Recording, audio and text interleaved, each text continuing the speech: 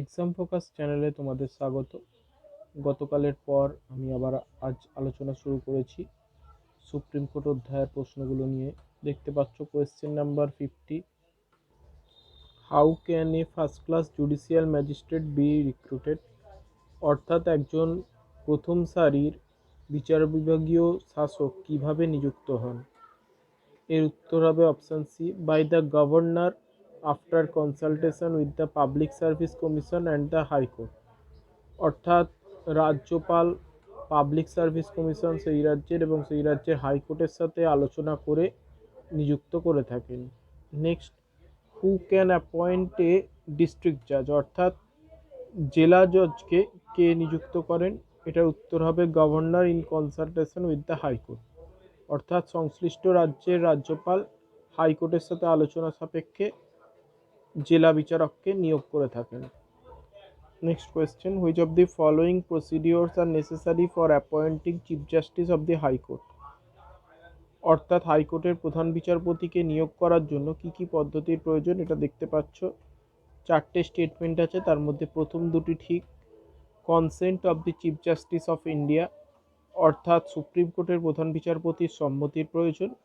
এবং 2 নম্বর, consultation with governor of the state, অর্থাৎ সংশ্লিষ্ট রাজ্যের রাজ্যপালের সাথে আলোচনার প্রয়োজন আছে। Next, a person shall not be qualified for appointment as a judge of the high court unless he is a citizen of India and, অর্থাৎ একজন ব্যক্তি কখনোই হাইকোর্টের বিচারপতি হতে পারবেন না যতক্ষণ না সে ভারতের নাগরিক হয়, এবং এটার উত্তর হবে has for at least 10 years bin an advocate of the high court. অর্থাৎ হাইকোর্টে অন্ততপক্ষে 10 বছর আইনজীবী হিসাবে তাকে কাজ করতে হবে।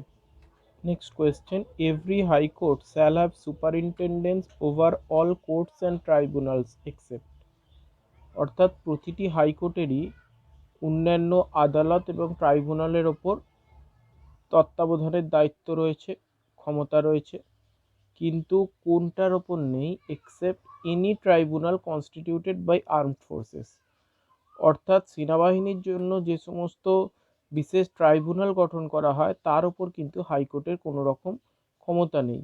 বলে রাখি, এই বিষয়টা ভারতীয় সংবিধানের 227 নম্বর ধারায় আলোচনা করা হয়েছে। Next, the seat of the supreme court shall be in, অর্থাৎ সুপ্রিম কোর্টের আসন হয়ে থাকবে such other places as chief justice of India may with the approval of the president may appoint, অর্থাৎ সেই সমস্ত জায়গায় যেখানে ভারতের প্রধান বিচারপতি মনোনীত করে থাকেন এবং ভারতের রাষ্ট্রপতি সেই অনুযায়ী নিয়োগ করে থাকেন। দেখো next question, under article 130 any person move to the supreme court for special leave. বলছে ভারতীয় সংবিধানের 136 নম্বর ধারা অনুযায়ী যে কোনো ব্যক্তি তার বিশেষ ছুটির জন্য সুপ্রিম কোর্টে আবেদন করতে পারেন। বি, এটা উত্তর হবে it is supreme court's discretion to grant such leave. সেই ক্ষেত্রে কি হবে না, সুপ্রিম কোর্টের ইচ্ছা যে সেই ধরনের ছুটি তাকে দিতে পারে কি না। Next question number 57, an application for the writ of habeas corpus can be maintained by, অর্থাৎ আমাদের ভারতীয় সংবিধানে যে 5টি রিট বা লেখো আছে তার মধ্যে একটি হচ্ছে হেভিয়াস কর্পাস বা বন্দি প্রত্যক্ষীকরণ। এটা একটা লাতিন শব্দ। যাই হোক, এখানে বলতে যে হেভিয়াস কর্পাস এটা মেনটেন করে কি না, any person other than the detainee, অর্থাৎ বন্দি বা আটক ব্যক্তি ছাড়া যে কোনো ব্যক্তি। Question number 58, when the office of the chief justice of India is vacant the duties of his office shall be performed by, অর্থাৎ যখন কোনো কারণে সুপ্রিম কোর্টের প্রধান বিচারপতির পদ শূন্য থাকেন সেক্ষেত্রে তার দায়িত্বটা পালন করেন সাচ আদার জাজ of the supreme court as the president may appoint. সেই ক্ষেত্রে রাষ্ট্রপতি সুপ্রিম কোর্টের যে কোনো বিচারপতিকে মনোনয়ন করে তাকে দায়িত্বে বহাল করতে পারেন। প্রসঙ্গত বলে রাখি, ভারতের বর্তমান তথা 47তম প্রধান বিচারপতি রয়েছেন Sharad Aurobindo Bobde. Question number 59. The Supreme Court may entertain appeal from the High Court in civil, criminal or other proceedings from any. অর্থাৎ সুপ্রিম কোর্ট হাইকোর্টের থেকে যে কোনো সিভিল, ক্রিমিনাল বা অন্যান্য প্রসিডিংস কেস নিয়ে নিতে পারে। কিভাবে? Decree or final order of high court, হাইকোর্টের ডিক্রি বা চূড়ান্ত আদেশের ভিত্তিতে। Next, consider the following statements and choose the correct answer from the courts. এখানে বলেছে president may consult the supreme court if it appears to him that. এখানেতে বলেছে রাষ্ট্রপতি সুপ্রিম কোর্টের সাথে তখনই আলোচনা বা পরামর্শ করেন যখন তিনি মনে করেন, বলে দুটি স্টেটমেন্ট দিয়ে বলেছে কোনটি ঠিক বা কোনগুলি ঠিক বা কোনোটিই ঠিক না এইরকম। দেখো এটার হবে উত্তর সি, বোথ 1 and 2 আর correct. A question of law and fact has arisen or is likely to arise, অর্থাৎ কোনো আইন সংক্রান্ত প্রশ্নে বা তথ্যে যেটা উঠেছে বা উঠতে চলেছে সেই ধরনের। 2 নম্বর, the said question is of such a nature and of such public importance that it is expedient to obtain the opinion of Supreme Court। কিংবা এমন একটি প্রশ্ন উঠেছে আইন সংক্রান্ত যার স্বভাব বা চারিত্রিক বৈশিষ্ট্য এতটাই গুরুত্বপূর্ণ যে সেক্ষেত্রে সুপ্রিম কোর্টের প্রধান বিচারপতির পরামর্শ নেওয়াটা খুবই গুরুত্বপূর্ণ। Next, consider the following statements and choose the correct answer from the courts. এখানেও দেখো দুটি স্টেটমেন্ট আছে, প্রশ্ন দেখতে পাচ্ছ, তার মধ্যে কোনটি ঠিক এটা বলেছে। প্রথম স্টেটমেন্টে বলছে the president is under the constitutional obligation to review the strength of high court, অর্থাৎ হাইকোর্টের বিচারপতিদের স্ট্রেংথ পরিমাপ করতে রাষ্ট্রপতি বাধ্য, কারণ সাংবিধানিকভাবে তাকে সেই দায়িত্ব প্রদান করা হয়েছে।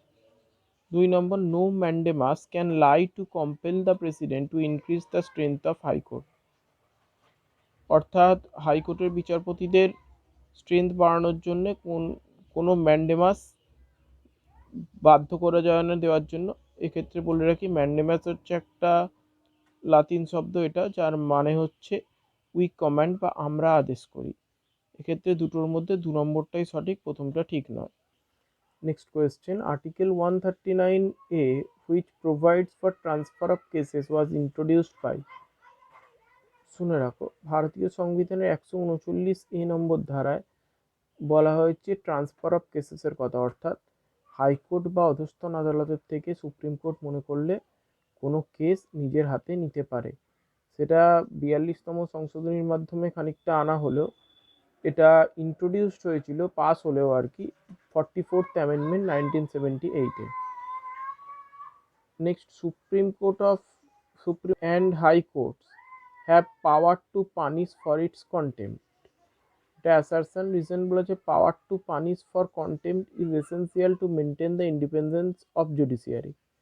এখানে দেখতে হতো কোর্ট দিয়েছে both A and R true and R is the correct explanation of A, both A and R true but R is not a correct explanation of, etc etc।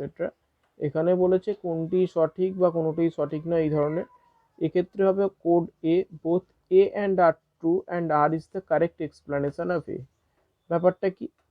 অর্থাৎ সুপ্রিম কোর্ট এবং হাইকোর্টের উভয়েরই ক্ষমতা আছে যে তার আদেশ অমান্য করলে সংশ্লিষ্ট কর্তৃপক্ষ বা ব্যক্তিকে শাস্তি প্রদান করা। রিজন কেন এটা আছে?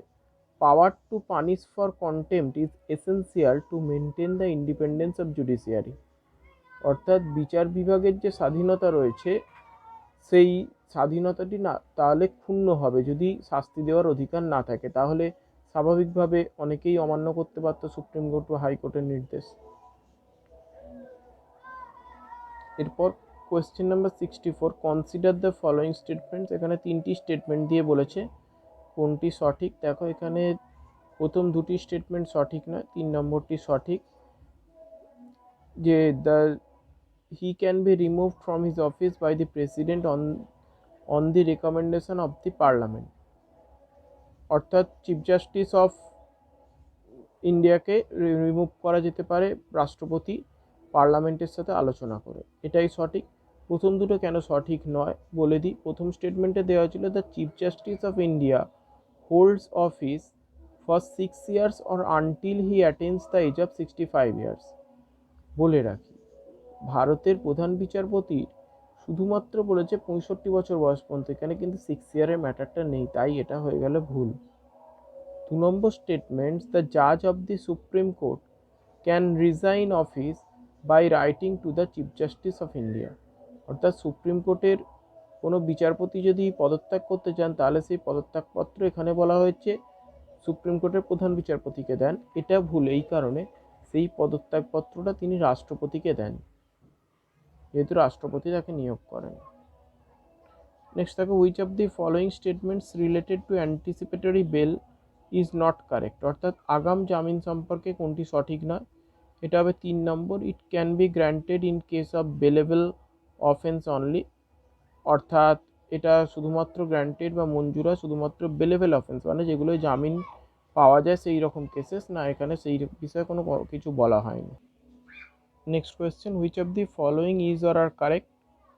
দুটো স্টেটমেন্ট দিয়ে বলেছে কোনটি সঠিক। দেখো প্রথম স্টেটমেন্টটি সঠিক, a supreme court is the court of record and has power to punish for its own contempt. Supreme court court of record, অবশ্যই ভারতীয় সংবিধানের 129 নম্বর ধারায় সেটাই বলা হয়েছে, এবং সুপ্রিম কোর্টের আদেশ অমান্য করলে ব্যক্তিকে শাস্তি দেওয়া হয়। আর সেকেন্ড স্টেটমেন্টটা ভুল, এ জাজ of supreme court can practise in any court or in any authority through out India only after is retirement. না, সুপ্রিম কোর্টের বিচারপতি অবসরের পরেও ভারতবর্ষের কোনো আদালতের নিজের ইচ্ছায় বিচারপতি হিসাবে কাজ করতে পারে না বা আইনজীবী হিসাবে কাজ করতে পারেন না। ভিডিওটা সম্পূর্ণ দেখার জন্য তোমাদের ধন্যবাদ। ভিডিওটা কেমন লাগলো সেটা কমেন্ট বক্সে জানাবে। Thank you.